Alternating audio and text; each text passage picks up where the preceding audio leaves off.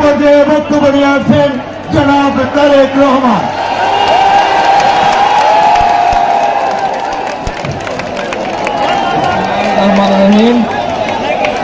আজকের ঢাকা শহরের এই নির্বাচনী জনসভায় উপস্থিত মুরব্বীবর্গ, উপস্থিত মা বোনেরা, উপস্থিত আমার ধানের শীষের প্রার্থী রবিন, উপস্থিত আমার সহকর্মীবৃন্দ এবং নেতৃবৃন্দ, আসসালামু আলাইকুম।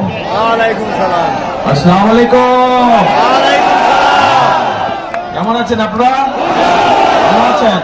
আচ্ছা, ঠিক আছে।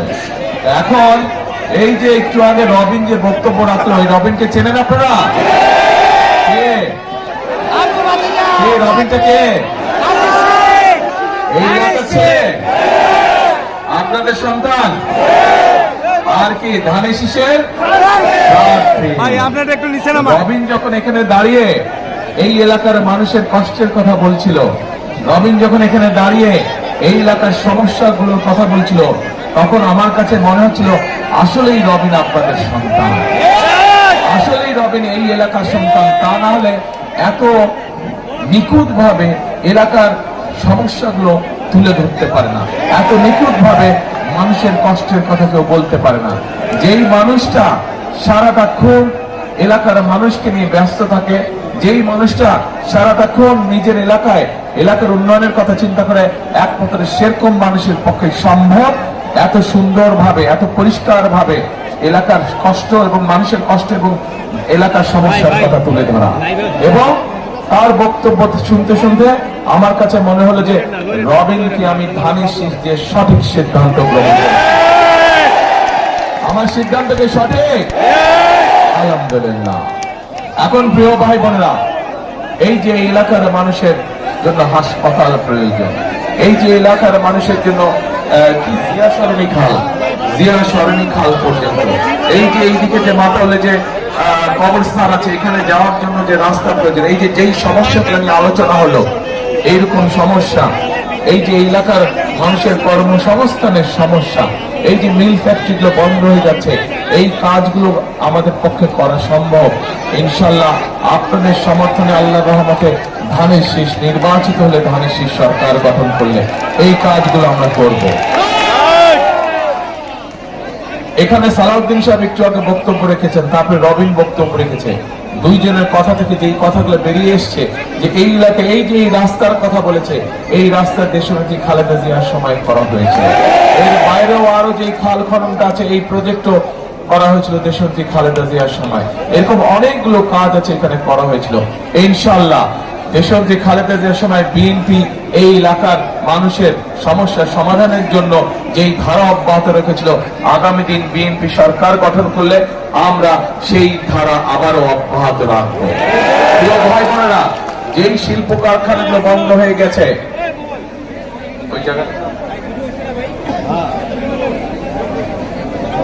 শ্যামপুর যে শিল্প এলাকা আছে, সেই শিল্প এলাকায় আমরা যে কারখানাগুলো বন্ধ হয়ে গেছে, এবং একই সাথে আরো কিভাবে নতুন নতুন কারখানা তৈরি করা যায়, আমরা সেই ব্যাপারে অবশ্যই পদক্ষেপ নেব। কারণ আমাদের দেশে শুধু এই এলাকা নয়, সমগ্র বাংলাদেশে একটি বড় সমস্যা হচ্ছে আমাদের তরুণদের, আমাদের যুবকদের, যাদের তাদের কর্মসংস্থানের সমস্যা। সেজন্যই আমরা এরই মধ্যে আপনারা দেখেছেন, কিছুদিন আগে পত্রপত্রিকা আপনারা দেখেছেন, সংবাদে আপনারা দেখেছেন যে বিভিন্ন দেশের রাষ্ট্রদূতদের সাথে আমি কথা বলেছি। তাদের সাথে কথা বলার সময় আমি তাদেরকে বলেছি, আমরা চাই আপনাদের দেশের যারা বিনিয়োগকারী আছে তাদেরকে আমরা এই দেশে নিয়ে আসতে চাই। আমরা চাই এই দেশে এসে তারা মিল ফ্যাক্টরি তৈরি করুক, যাতে আমাদের দেশের যুবকদের, তরুণদের, আমাদের দেশের মেয়েদের, আমাদের দেশের বোনদের যাতে কর্মসংস্থানের ব্যবস্থা হয়। এবং প্রত্যেকটি দেশের রাষ্ট্রদূত আমার সাথে একমত প্রকাশ করেছে যে ইনশাল্লাহ নির্বাচন হয়ে গেলে বিএনপি যদি সরকার গঠন করে, তাহলে তারা তাদের বিনিয়োগকারীদেরকে এই দেশে নিয়ে আসবে এবং মিল ফ্যাক্টরি কলকারখানা তৈরি হবে।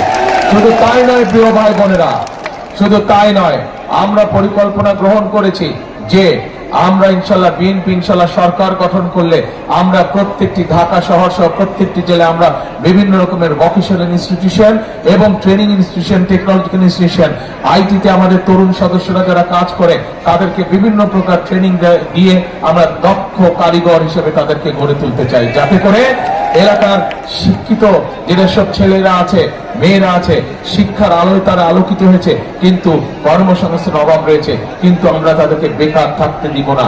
সেটি দেশেই হোক বিদেশি হোক, তাদের জন্য আমরা কর্মসংস্থানের ইনশাল্লাহ ব্যবস্থা করব। প্রিয় ভাই বোনেরা, কাজেই এই জলবদ্ধতা হোক, এই কর্মসংস্থানের অভাব হোক, সকল সমস্যাগুলো ধীরে ধীরে আমরা সমাধান করব ইনশাল্লাহ। প্রিয় ভাই বোনেরা, প্রিয় ভাই বোনেরা, এই যে দেশের সমস্যা, এই যে এত সমস্যার আমরা কথা শুনলাম, এতদিন আমরা কি শুনেছি? সেই যে স্বৈরাচার ছিল, কি শুনেছি সমস্যা, যে দেশের উন্নয়ন হচ্ছে, কিন্তু যদি উন্নয়ন সত্যিকার ভাবে হতো তাহলে কি এত সমস্যা থাকতো দেশে? এই সমস্যা থাকতো না। তার মানে আমরা যা শুনেছি এতদিন, কিছু মেগা প্রজেক্ট আমরা দেখেছি, কিন্তু মানুষের সত্যিকার ভাগ্য পরিবর্তনের কাজ হয়নি। এই যে রবিন বলল 42টা ডাইং ফ্যাক্টরি ছিল, খালেদা জিয়া যখন গতবার শেষ সময় দেশ পরিচালনা করেছিলেন সেই সময় এখানে 2001 থেকে 2006 পর্যন্ত 42টা ডাইং ফ্যাক্টরি ছিল, কিন্তু আজ বন্ধ হতে হতে হতে হতে 18টাতে এসে দাঁড়িয়েছে না, 18টা ফ্যাক্টরিতে এসে দাঁড়িয়েছে। কিন্তু কাদের হয়েছে? ক্ষতি তো হয়েছে জনগণে, ক্ষতি হচ্ছে এলাকার মানুষের, বহু মানুষ বেকার হয়ে গিয়েছে। এইগুলোকে আমাদের আবার চালু করতে হবে, মানুষের কর্মসংস্থানের ব্যবস্থা করতে হবে। প্রিয় ভাই বোনেরা, এই যে আপনারা একটু আগে রবিন বলেছে এখানে যে এলাকার মানুষের চিকিৎসার বড়, স্বাস্থ্য চিকিৎসার জন্য বিরাট একটি সমস্যা।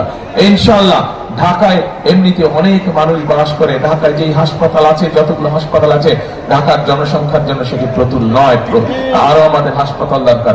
ইনশাআল্লাহ এই এলাকার মানুষ যাতে সঠিকভাবে চিকিৎসা পায়, আমরা যত দ্রুত সম্ভব এলাকায় একটি হাসপাতালের কাজে হাত দিব। প্রিয় ভাই বোনেরা, শুধু এই এলাকার মানুষের হাসপাতালের সমস্যাই নয় বা চিকিৎসার সমস্যা নয়, আমরা পরিকল্পনা গ্রহণ করেছি যে সমগ্র বাংলাদেশে, সেটি শহরে হোক সেটি গ্রামে হোক, খেটে খাওয়া, বিশেষ করে খেটে খাওয়া মানুষ যারা আছে, বিশেষ করে মা এবং বোনেরা এবং শিশুরা, তাদের কাছে আমরা ঘরে ঘরে চিকিৎসা সেবা পৌঁছে দিতে চাই। এবং সেই জন্য আমরা সিদ্ধান্ত করেছি বিএনপি সরকার গঠন করলেই পরে ইনশাআল্লাহ আমরা পর্যায়ক্রমিকভাবে সমগ্র সারা বাংলাদেশে আমরা 1 লক্ষ স্বাস্থ্যকর্মী নিয়োগ দিব। এই স্বাস্থ্যকর্মীরা ঘরে ঘরে যাবে, ঘরে ঘরে গিয়ে ছোটখাটো অসুখ বিসুখ যেগুলো ঘরে বসে চিকিৎসা দেওয়া যায় সেই চিকিৎসা তারা মা বোনদেরকে দিবে, ছোট শিশুদেরকে তারা দিবে, যাতে তাদেরকে হাসপাতাল পর্যন্ত যেতে না হয়, ঘরে বসেই যাতে চিকিৎসা সুবিধা তারা পায়। এবং একই সাথে 1 লক্ষ কর্মসংস্থানের সুযোগ হবে। হতে পারে আপনাদের এলাকা থেকে অনেক বোনেরা, অনেক মেয়েরা সেই স্বাস্থ্যকর্মী চাকরি পাবে ইনশাআল্লাহ। প্রিয় ভাই বোনেরা, প্রিয় ভাই বোনেরা, এই যে কথাগুলো বললাম আপনাদেরকে, এই কথাগুলো এই জন্যই বললাম যে এই মুহূর্তে যদি আপনারা চিন্তা করে দেখেন, বিএনপি হচ্ছে একমাত্র রাজনৈতিক দল যেই রাজনৈতিক দলের দেশ পরিচালনা করার, দেশ চালানোর, বাংলাদেশের মানুষের